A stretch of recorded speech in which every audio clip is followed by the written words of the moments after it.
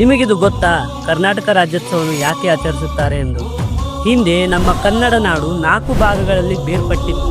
ಮೈಸೂರು ಕರ್ನಾಟಕ, ಮದ್ರಾಸ್ ಕರ್ನಾಟಕ, ಮುಂಬೈ ಕರ್ನಾಟಕ ಮತ್ತು ಹೈದರಾಬಾದ್ ಕರ್ನಾಟಕ. ಬ್ರಿಟಿಷರ ಕಾಲದಲ್ಲಿ ದಕ್ಷಿಣ ಭಾರತವು ವಿವಿಧ ರಾಜ್ಯಗಳಾಗಿ ವಿವಿಧ ಪ್ರಾಂತ್ಯಗಳಾಗಿ ಬೇರ್ಪಟ್ಟಿತ್ತು. 1950ರಲ್ಲಿ ಭಾರತವು ಗಣರಾಜ್ಯವಾಯಿತು. ನಂತರ ಭಾಷೆಯ ಆಧಾರದ ಮೇಲೆ ರಾಜ್ಯಗಳು ರಚನೆಗೊಂಡವು. 1956ರ ನವೆಂಬರ್ 1ರಂದು ಮದ್ರಾಸ್, ಮುಂಬೈ ಮತ್ತು ಹೈದರಾಬಾದ್ ಪ್ರಾಂತ್ಯಗಳ ಕನ್ನಡ ಮಾತನಾಡುವ ಪ್ರದೇಶಗಳನ್ನು ಸೇರಿಸಿ ಮೈಸೂರು ಎಂದು ಹೆಸರಿಡಲಾಯಿತು. ಇದರಲ್ಲಿ ಉತ್ತರ ಕರ್ನಾಟಕ, ಹಳೆ ಮೈಸೂರು ಮತ್ತು ಮಲೆನಾಡು ವಿವಿಧ ಭಾಗಗಳಾಗಿದ್ದವು.